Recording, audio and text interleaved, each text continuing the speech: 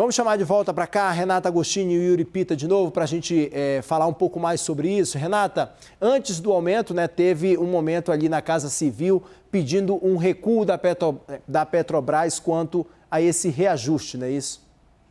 Sim, gente, mais uma camada de bastidor. A gente falou mais cedo do telefonema de Arthur Lira ao presidente da Petrobras, José Mauro Coelho, não só falando que era temerário promover um novo reajuste, mas indicando que haveria reação a um novo aumento de preços, reação protagonizada pelo Legislativo. Mas não foi só esse movimento. Houve recados enviados por ministros do governo Jair Bolsonaro da semana passada para cá e houve um ofício que foi enviado pelo ministro da Casa Civil, Ciro Nogueira, ao comando da estatal. E veja só, segundo um integrante do próprio governo, a intenção era justamente dissuadir o comando da petroleira a promover um reajuste agora e propondo que a estatal junto com o governo, buscasse uma solução, ou seja, um convite para uma atuação conjunta para que fosse achado um caminho. De certa forma, o governo estava procurando ganhar tempo, adiar esse reajuste que veio logo depois de todo esse esforço para baixar impostos e tentar promover algum efeito na bomba, mas mais do que isso, o governo já indicando de forma oficial, além das conversas que vinha travando nos últimos dias, que estava interessado em buscar uma nova forma de promover reajustes no combustível. Pita, quero te ouvir.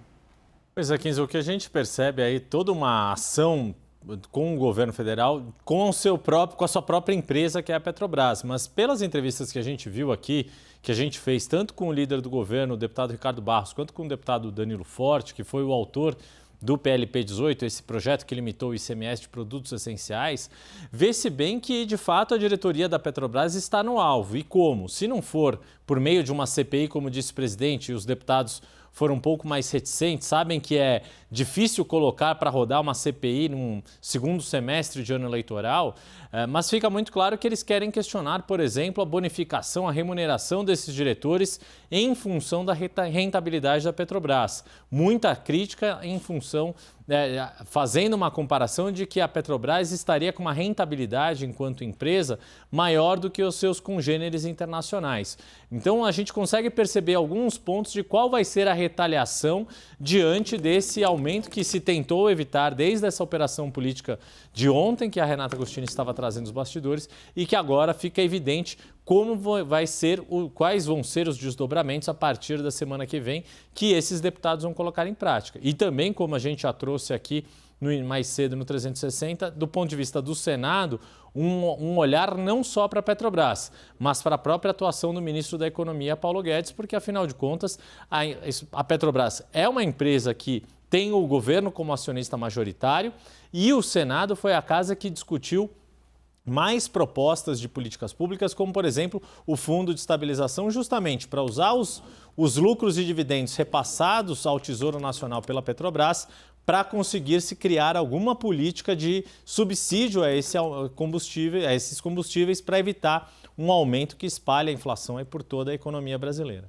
Importante a gente lembrar, inclusive, Renata, que a gente trouxe, inclusive, essa apuração aqui mais cedo, você falando disso, dessa ligação do presidente da Câmara, Arthur Lira, para o presidente da Petrobras, falando sobre todo esse movimento ali.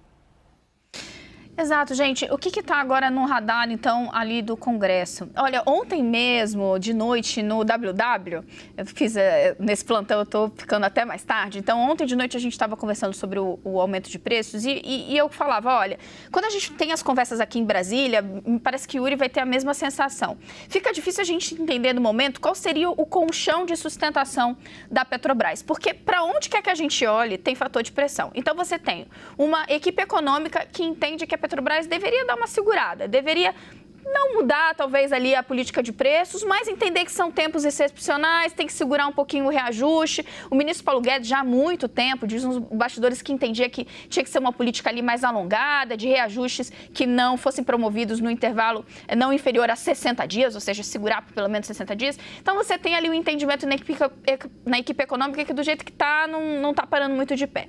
Esse tipo de discurso encontra respaldo na cúpula do Ministério de Minas e Energia. O presidente Jair Bolsonaro já é um crítico quanto mais da Petrobras em termos inflamadíssimos. Agora a gente vê que a Casa Civil, gente, ontem o ministro da Casa Civil foi no Twitter e falou basta, nesses termos. Além disso, a gente estava contando agora, também enviou um ofício. Você olha para o Congresso, você vê Arthur Lira dizendo que tem que ir para cima da Petrobras, ele já tinha dito que a pressão seria máxima, está avaliando ali.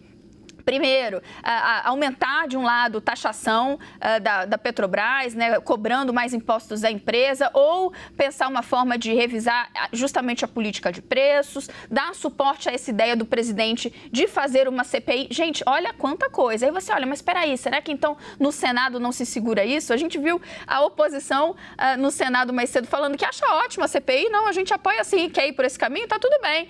O presidente do Senado falando que, olha, não dá para dissociar Petrobras do governo federal, mas alguma coisa tem que ser feita. Por que não um fundo de equalização?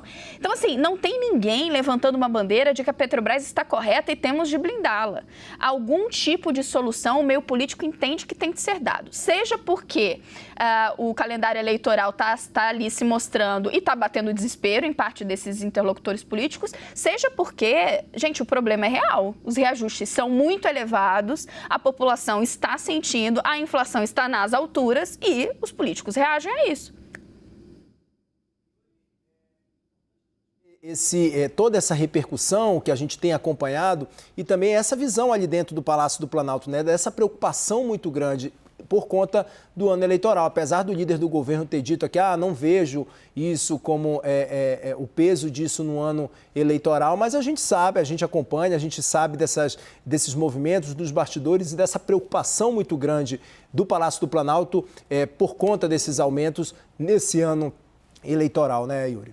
Não, sem dúvida. A conjuntura e a percepção econômica sempre entram na equação de decisão do voto do eleitor. E no caso específico deste ano, diante de uma alta de inflação persistente e disseminada, justamente porque ela é motivada, entre outros fatores, principalmente por essa questão do preço dos combustíveis, é claro que existe uma preocupação eleitoral, é claro que isso vem num crescendo por parte do governo federal, justamente porque o calendário eleitoral está se impondo de novo. A ampulheta está ficando com menos areia na parte de cima a cada momento que a gente chega próximo do dia 2 de outubro, o primeiro turno das eleições.